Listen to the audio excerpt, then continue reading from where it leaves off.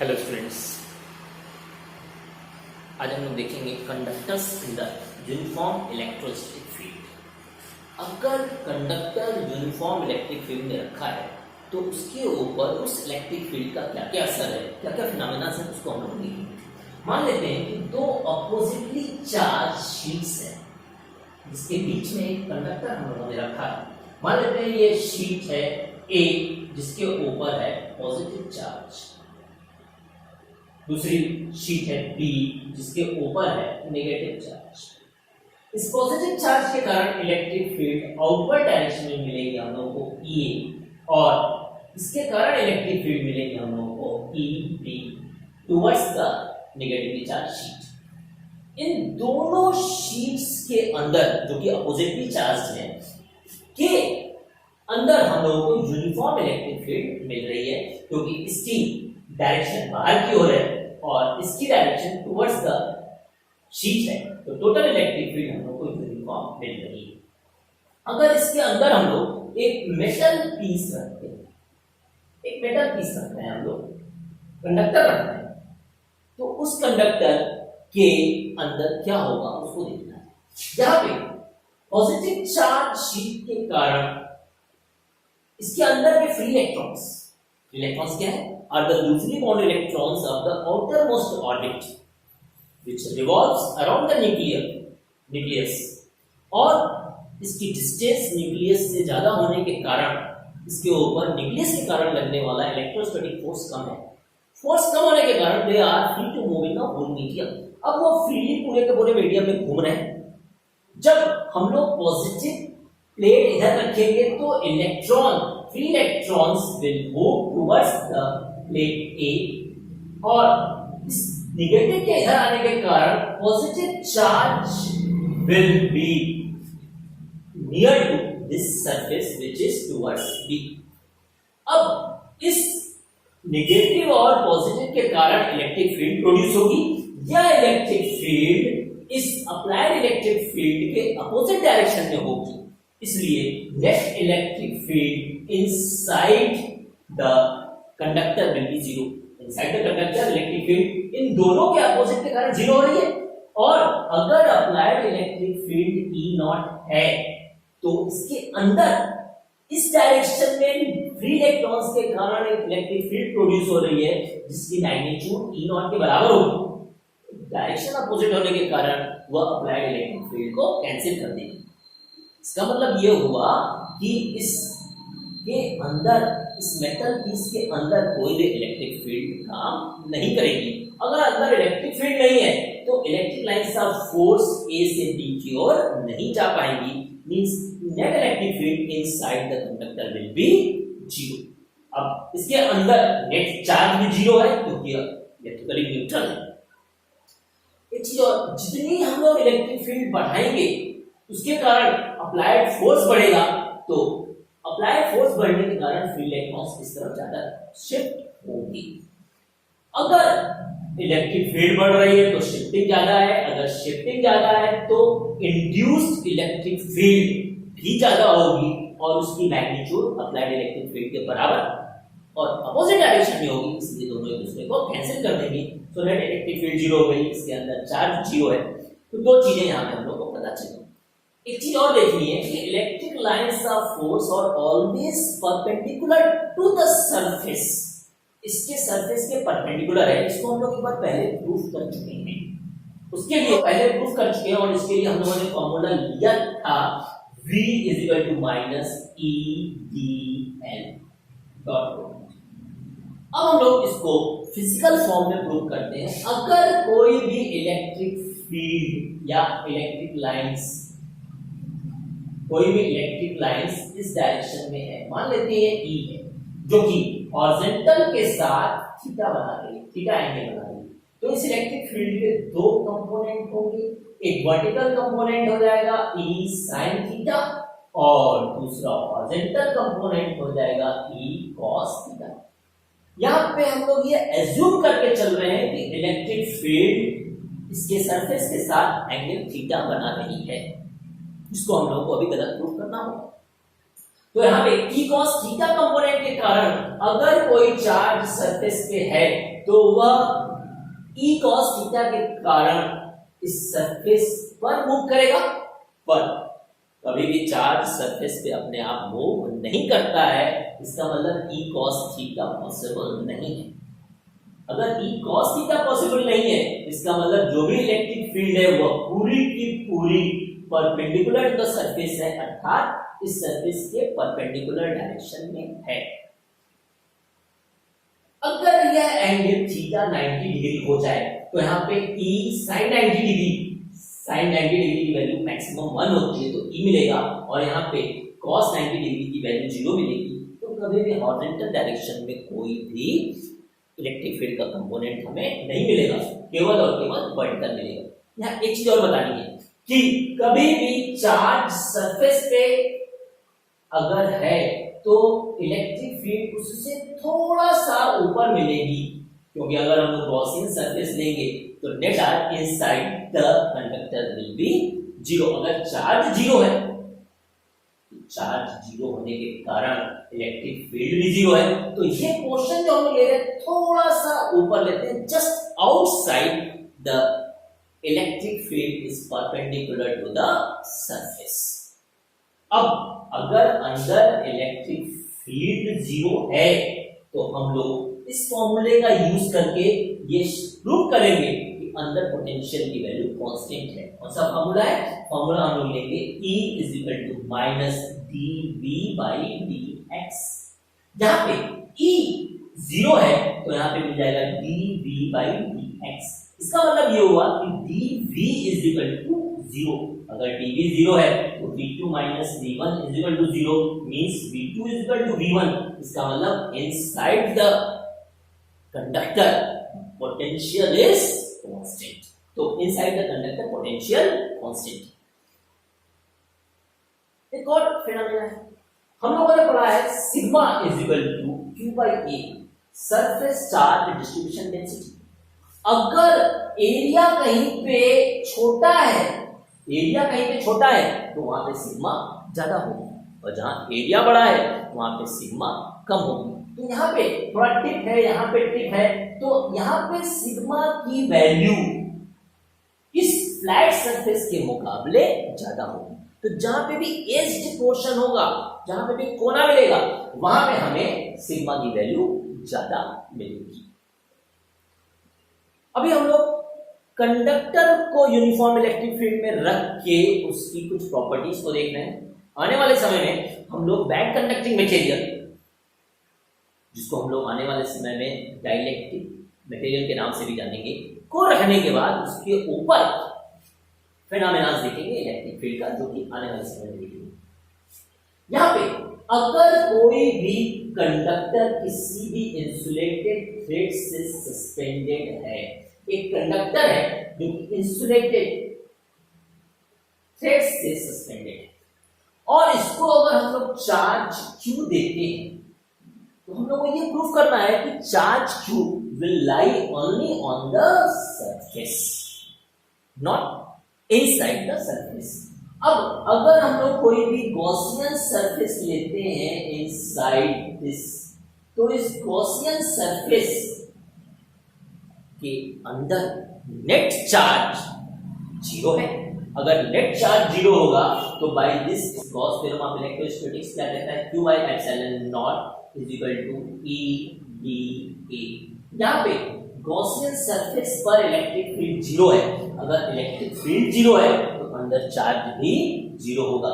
E is equal to zero, अभी यहाँ पे देखा है हम लोगों ने, E is equal to zero, therefore Q will be zero.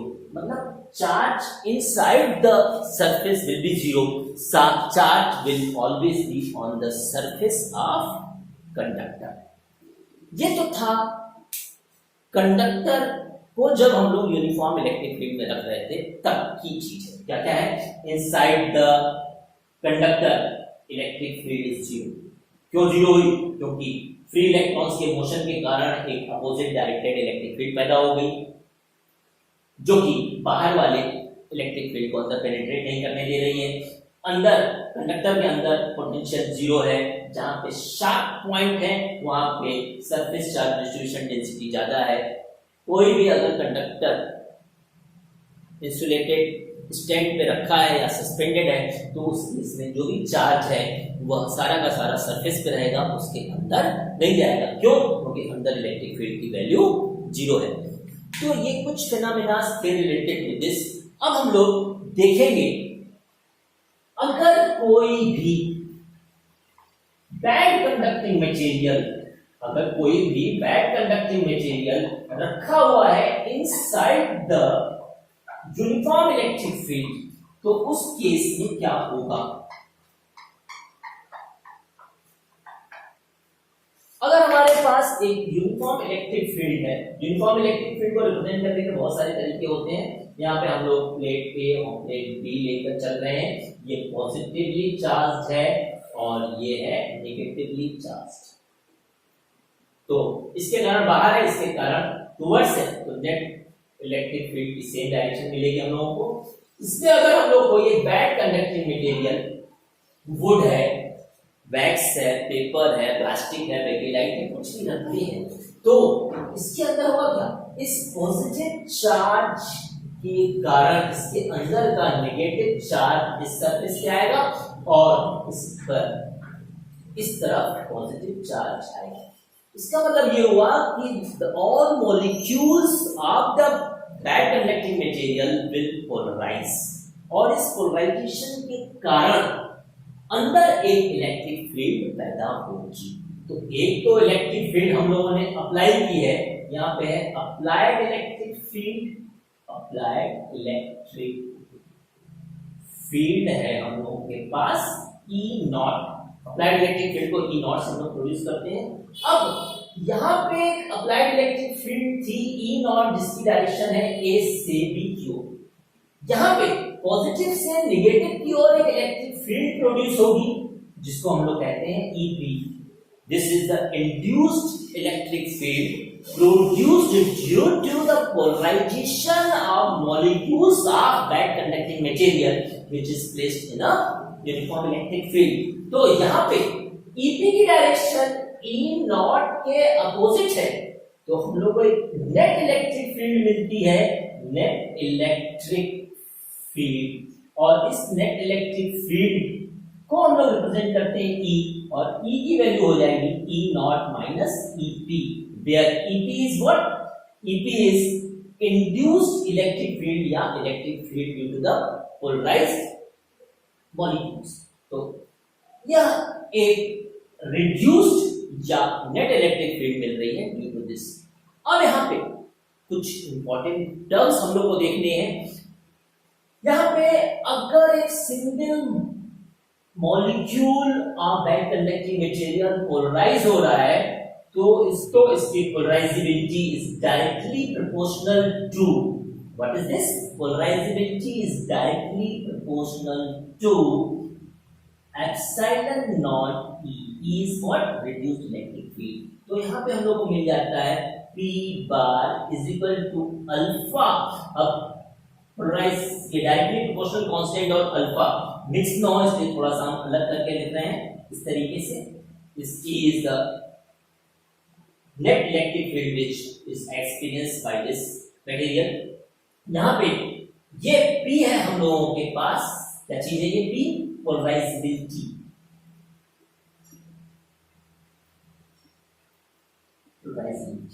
और यहाँ पे अल्फा क्या है, alpha is the polarisability constant, या इसको एटॉमिक पोलराइजेबिलिटी के नाम से भी जानते हैं, एटॉमिक पोलराइजेबिलिटी, एटॉमिक पोलराइजेबिलिटी के नाम से जानते हैं। यहाँ पे अभी हम लोग सिंगल मॉलिक्यूल को लेके चल रहे हैं, आने वाले समय में कंबाइंड फॉर्म में देखेंगे तब हमें इलेक्ट्रिकल ससेप्टिबिलिटी भी मिलेगी। अब अगर हम लोग बल्क में मटेरियल लेते हैं, बल्क में मटेरियल ले रहे हैं, डाइलेक्ट्रिक मटेरियल को यूनिफॉर्म इलेक्ट्रिक फील्ड में रखते हैं, ये पॉजिटिव है और ये नेगेटिव है। तो अभी तो सिंगल एक मॉलिक्यूल के लिया गया था, अगर ये बल्क में हम लोग रखते हैं तो उस केस में क्या होगा उसको देखते हैं। ये प्लेट ए पॉजिटिव है, ये प्लेट बी नेगेटिव है। तो यहाँ पे मॉलिक्यूल्स पोलराइज होंगे और इस पोलराइजेशन के कारण नेगेटिव और पॉजिटिव, यहाँ पे भी नेगेटिव और पॉजिटिव, इस तरीके से हम लोगों को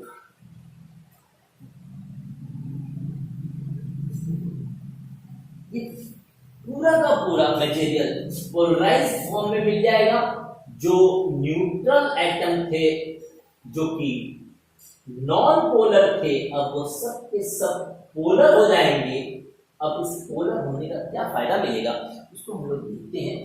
उसके साथ ही साथ हम लोग ये देखेंगे कि ससेप्टिबिलिटी क्या चीज होगी। तो उसका पहले फायदा देखते हैं। अप्लाइड इलेक्ट्रिक फील्ड थी E naught, applied electric field थी ई नॉट। एक इंड्यूस्ड इलेक्ट्रिक फील्ड हम लोगों को मिली, अप्लाइड इलेक्ट्रिक फील्ड थी ई नॉट। एक इंड्यूस्ड इलेक्ट्रिक फील्ड मिली ई पी। तो रिड्यूस्ड इलेक्ट्रिक फील्ड हम लोगों को मिल गई थी REDUCED, reduced electric field equal to E equal to है E नॉट माइनस EP। अब यहां पे हम लोग को डाइलेक्ट्रिक कांस्टेंट की दो डेफिनेशन हम लोग पहले पढ़ चुके हैं। अब यहाँ पे तीसरी डेफिनेशन देखेंगे डाइलेक्ट्रिक कांस्टेंट की। तो डाइलेक्ट्रिक कांस्टेंट जिसको हम लोग रिलेटिव परमिटिविटी के नाम से भी जानते हैं, यहाँ पे इसकी डेफिनेशन है it is ratio of applied electric field to the reduced electric field. तो यहाँ पे है E naught divided by E naught minus EP। लगे आप यहाँ पे चेक भी कर लेते हैं।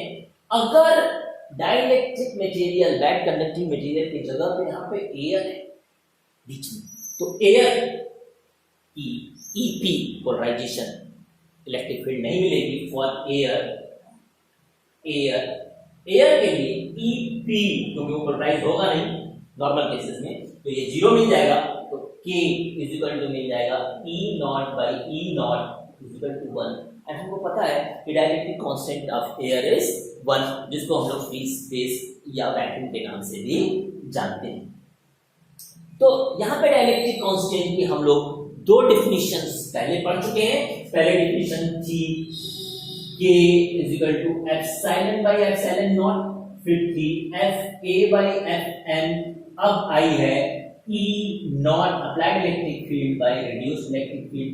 आने वाले समय में आएगी CK, जब कैपेसिटर वाला पोर्शन पढ़ेंगे CK टू CA। CK क्या है?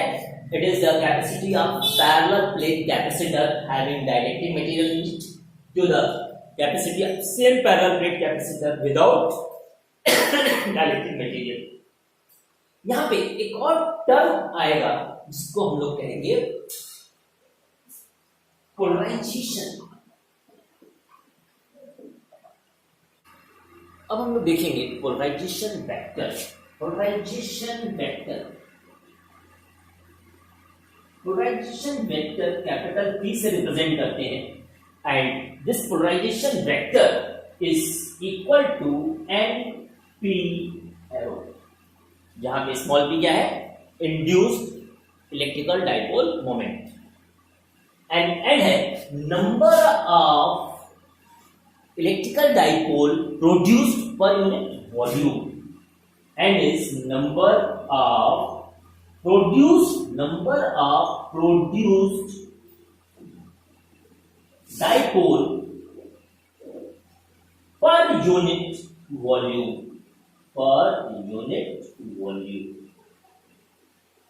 यहां पे अब हम लोग रिलेशन देखेंगे between polarisation vector and surface charge distribution density, मतलब सिग्मा और कैपिटल P के बीच का रिलेशन देखेंगे। तो रिलेशन बिटवीन कैपिटल P जो कि पोलराइजेशन वेक्टर है एंड सिग्मा। अगर ये डाइलेक्ट्रिक मटेरियल का एरिया, इसका एरिया हम लोग ले लेते हैं A, और इसकी लेंथ यहां से यहां तक की हम लोग ले लेते हैं L, तो ये मटेरियल जो कि डाइपोल मोमेंट में कन्वर्ट हो रहा है, इसके हर एक मॉलिक्यूल डाइपोल मोमेंट में कन्वर्ट हो रहे हैं, तो उस केस में इसका पूरा का पूरा वॉल्यूम जो डाइलेक्ट्रिक स्लैब रखा गया है उसको वॉल्यूम हो जाएगा वॉल्यूम हम लोग के पास हो जाएगा area A into length L. अब हम लोगों को पी निकालना है। पी की वैल्यू है इलेक्ट्रिकल डाइपोल मोमेंट प्रोड्यूस्ड पर यूनिट वॉल्यूम। तो डाइपोल मोमेंट इसका हो जाएगा चार्ज। अगर चार्ज इसके अंदर जो प्रोड्यूस हो रहा है वो क्यू है, क्योंकि दो अपोजिट चार्जेस प्रोड्यूस हो रहे हैं, नेगेटिव और पॉजिटिव। इस तरफ नेगेटिव है, इस तरफ पॉजिटिव है, तो दोनों चार्ज के बीच की डिस्टेंस और Q का मल्टीप्लिकेशन हमें डाइपोल मोमेंट देगा। तो Q इंटू एल, क्योंकि दोनों नेगेटिव और पॉजिटिव चार्ज के बीच की डिस्टेंस है L, और जो भी चार्ज इंड्यूस हो रहा है वो है Q। तो कैपिटल P की वैल्यू हो जाएगी dipole moment per unit volume. Volume का मतलब A into L, L cancel हो जाएगा तो हम लोग को मिल जाएगा Q by A, and Q by A की वैल्यू है सिग्मा। सिग्मा प्रोड्यूस्ड, तो यहां पे हम लोग सिग्मा सफिक्स में P भी लिख सकते हैं। बेसिकली P मतलब पोलराइजेशन वेक्टर एंड सिग्मा के बीच ये रिलेशन है। अब हम लोग एक और टर्म देखेंगे जिसको हम लोग कहते हैं इलेक्ट्रिकल ससेप्टिबिलिटी। इलेक्ट्रिकल ससेप्टिबिलिटी को चाई से रिप्रेजेंट करते हैं, एंड ये इस बात की इंफॉर्मेशन देता है कि how easily a material can be electrified, मतलब कितने आसानी से वह पॉजिटिव और नेगेटिव चार्ज में अपने आप को एग्जिबिट कर सकता है, शो कर सकता है। तो यहां पे हम लोग देखेंगे इलेक्ट्रिकल ससेप्टिबिलिटी, इसको भी गेस कर देते हैं। Now we will see the electrical susceptibility. Electrical susceptibility को रिप्रेजेंट करते हैं चाई से। इलेक्ट्रिकल ससेप्ट SUSCEPTIBILI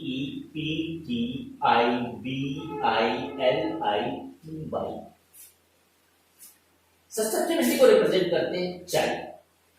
एक टेढ़ी सी लाइन है और इस पे सीधा हम लोग क्रॉस कर दे रहे हैं, एंड ये चाई इस बात की इंफॉर्मेशन दे रहा है कि कोई भी मटेरियल जब हम लोग इलेक्ट्रिक फील्ड में रखते हैं तो वो पोलराइज होगा। कुछ मटेरियल जल्दी पोलराइज हो जाते हैं, कुछ देर से पोलराइज होते हैं, कुछ ज्यादा इलेक्ट्रिक फील्ड लगाने में पोलराइज।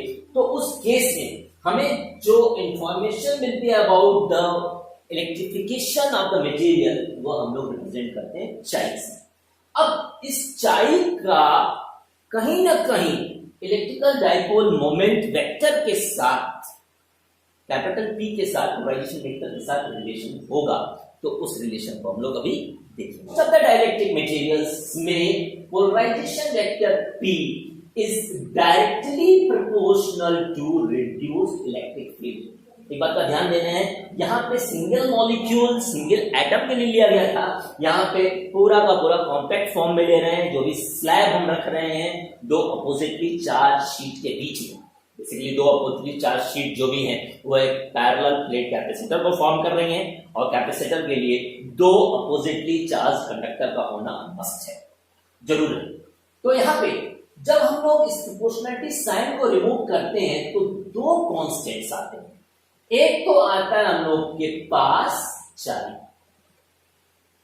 और टू मेक चाई डायमेंशन लेस यहां पे दूसरा कांस्टेंट आता है एप्सिलॉन नॉट, जो कि परमिटिविटी ऑफ फ्री स्पेस है। तो चाई एप्सिलॉन नॉट ई क्या है? Reduced electric field. तो यहां पे हम लोगों को P मिल जा रहा है पोलराइजेशन वेक्टर चाई एप्सिलॉन नॉट ई। एक बात का ध्यान देना है, चाई इज डायमेंशनलेस, मतलब इसकी कोई यूनिट नहीं है, डायमेंशनलेस।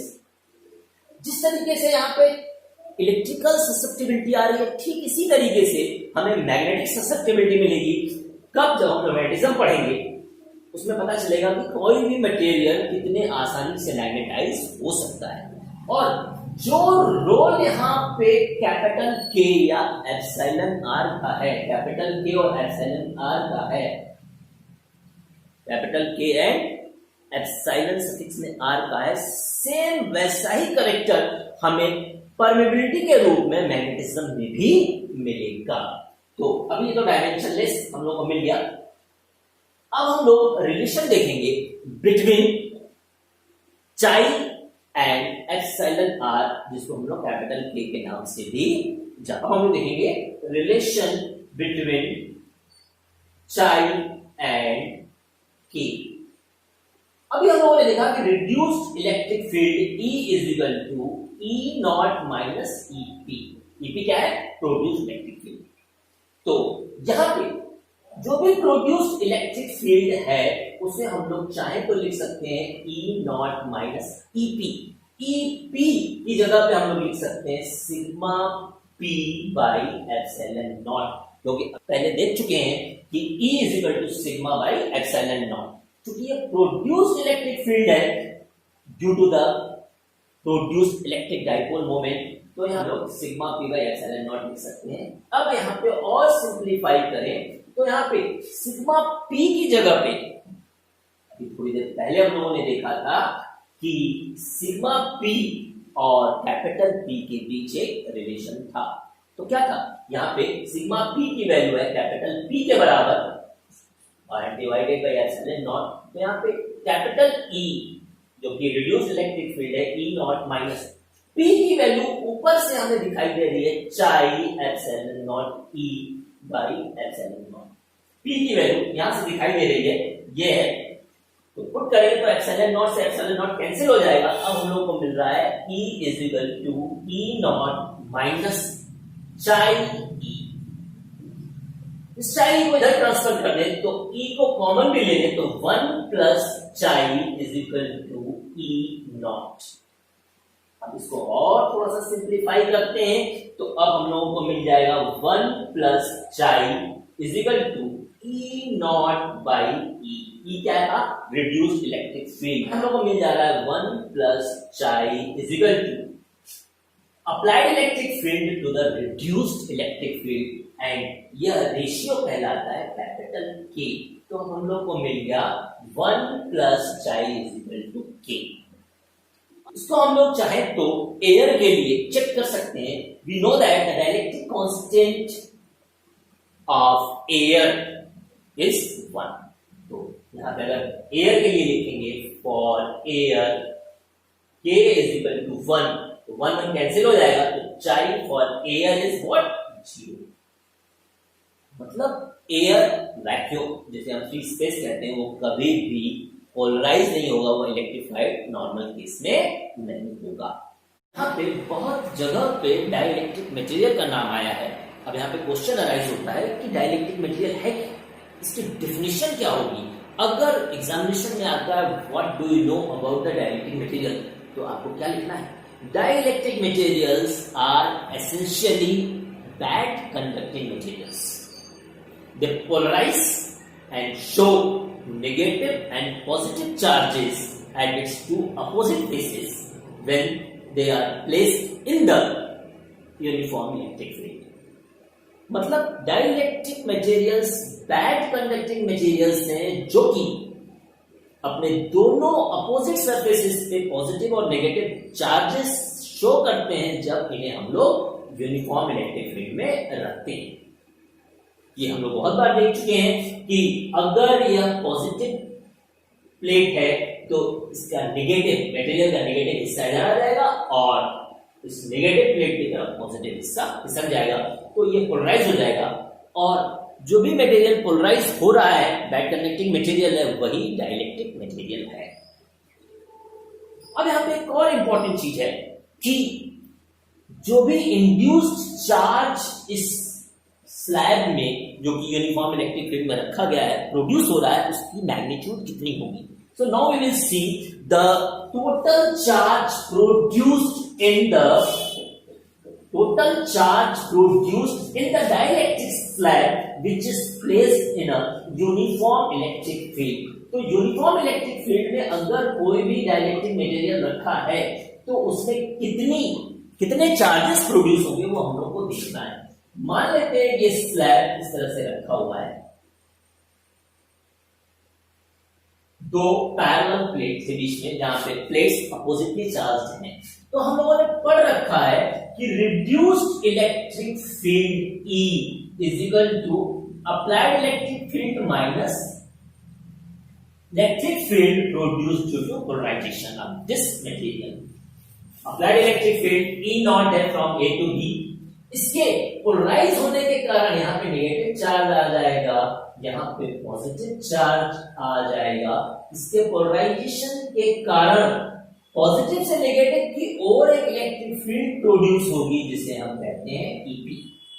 तो नेट इलेक्ट्रिक फील्ड ई, जिसे हम रिड्यूस्ड इलेक्ट्रिक फील्ड के नाम से भी जानते हैं, उसकी वैल्यू हो जाएगी ई नॉट जो कि ए से बी है और माइनस ईपी जो कि बी से ए की ओर है। तो इतना मिला।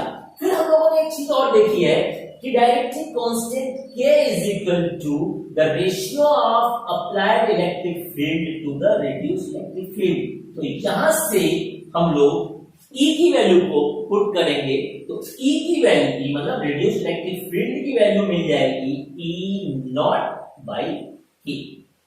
तो अब E की वैल्यू ऊपर के इक्वेशन में पुट करते हैं तो यहां पे मिल जाएगी E naught by K is equal to E naught minus EP। EP क्या है? Electric field due to the polarisation of this material. इसी के अंदर हमें टोटल चार्ज पता करने हैं। तो अभी को इधर ट्रांसफर कर दें तो EP is equal to E naught minus E naught E। अब हम लोग EP को लिख सकते हैं sigma P by epsilon naught, क्योंकि हम लोग पढ़ चुके हैं कि electric field due to the plate is sigma by epsilon naught, जब हम लोगों ने गॉस लॉ ऑफ इलेक्ट्रोस्टैटिक्स से यूनिफॉर्म थिक प्लेट की इलेक्ट्रिक फील्ड निकाली थी। तो यहां पे हम लोग के पास हो गया सिग्मा एयर का sigma by epsilon not minus sigma by epsilon not, इसकी जगह पे ई नॉट की जगह पे, और यहाँ पे के अपनी जगह पे है। इसको और थोड़ा सिंप्लीफाई करें तो पी की जगह हम लोग लिख सकते हैं क्यू पी बाई ए, क्योंकि सिग्मा क्या है? सरफेस चार्ज डिस्ट्रीब्यूशन डेंसिटी है। और यहां पे हम लोग लिख सकते हैं क्यू बाई ए माइनस यहां पे है क्यू बाई ए की ए भी कैंसिल हो गया तो क्यूपी क्या है? पोलराइज चार्ज जो कि मटेरियल में प्रोड्यूस हो रहा है is equal to Q 1 minus 1 upon K. तो ये तो चार्ज की मैग्नीट्यूड को शो कर रहा है, पर यार इस बात का ध्यान देना है कि अगर यहाँ पे पॉजिटिव चार्ज है तो यहाँ पे निगेटिव चार्ज प्रोड्यूस हो रहा है। तो जो भी क्वांटिटी ऑफ चार्ज है, मैग्नीट्यूड ऑफ चार्ज है, वो तो ठीक है, पर अगर साइन वाइज देखें तो साइन के लिए Q प्रोड्यूस्ड या इसको Q इंड्यूस्ड भी कहते हैं की वैल्यू हो जाएगी minus Q 1 minus 1 upon K. तो इसकी जरूरत आप लोगों को पड़ेगी जब कैपेसिटर के अंदर डाइलेक्ट्रिक मटेरियल के अंदर प्रोड्यूस चार्ज की मैग्नीट्यूड निकालनी। यहाँ पे एक और इंपॉर्टेंट चीज है dielectric strength. It is the maximum electric field intensity applied to the dielectric material without breaking the bonds of dielectric material. मतलब डाइलेक्ट्रिक मटेरियल के बॉन्ड्स ब्रेक न हो उस स्टेज तक हमें इलेक्ट्रिक फील्ड लगानी है। तो इस लेक्चर में हम लोगों ने पढ़ा कि मटेरियल को अगर हम लोग किसी दो अपोजिटली चार्ज प्लेट के बीच में रखते हैं, कंडक्टिंग मटेरियल को रखते हैं तो क्या होगा, बैक कंडक्टिंग मटेरियल को रखते हैं तो क्या होगा, बहुत सारी इसमें डेफिनेशंस आई हैं, बहुत सारे फेनोमेनास हैं, उसको बहुत ही ध्यान से आप लोग देखने की कोशिश कीजिएगा। एक और इम्पोर्टेंट चीज इसमें जो कि जरूरी है जिसको हम लोग कहते हैं electrostatic shielding effect. Electrostatic shielding effect में जो भी चार्ज है, जो भी एक्सटर्नल इलेक्ट्रिक फील्ड है वह मैकेनिक कैविटी के अंदर एंटर नहीं कर पाती है, वह सारी की सारी सरफेस पे रह जाती है, जिसके कारण हमारी अंदर की बॉडी सेफ रहती है और उसका कोई नुकसान नहीं होता है। तो आज हम लोगों ने बहुत सारी चीजें इस लेक्चर में देखी हैं कि अगर हम किसी भी मटेरियल, कंडक्टिंग मटेरियल को यूनिफॉर्म इलेक्ट्रिक फील्ड में रखते हैं तो उसकी क्या क्या प्रॉपर्टीज होती हैं। एक बैक कंडक्टिंग मटेरियल को जब हम लोग यूनिफॉर्म इलेक्ट्रिक फील्ड में रखते हैं तो उसकी क्या क्या पैरामीटर्स हैं और उन पैरामीटर्स का यूज हमें आने वाले समय में कैसे करना है उसे हम लोग देखेंगे। कैपेसिटी ऑफ कैपेसिटर को बढ़ाने के साथ साथ हम लोग जो भी कैपेसिटर है उसको कितनी मैक्सिमम पोटेंशियल सप्लाई कर सकते हैं, उन सब की भी जानकारी हम लोग इन पैरामीटर्स के द्वारा जान सकते हैं। Okay, thank you. Now we will see some different topics in the next lecture. Have a nice day.